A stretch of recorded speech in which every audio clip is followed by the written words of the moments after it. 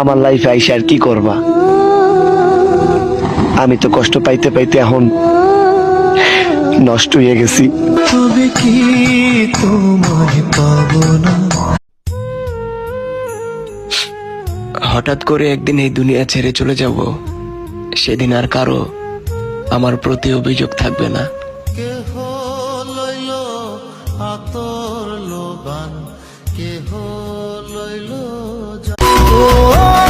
স্বপ্ন অনেক বড় আমার, সময় অনেক কম, গরিব ঘরে জন্ম আমার, তাই শরীরে ঘাম।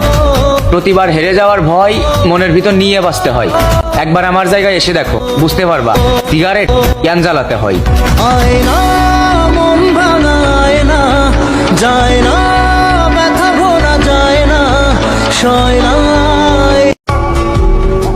হয়তো আমার পুরো জীবন কষ্টে কেটে যাবে, কারণ আমি মধ্যবিত্ত পরিবারের ছেলে।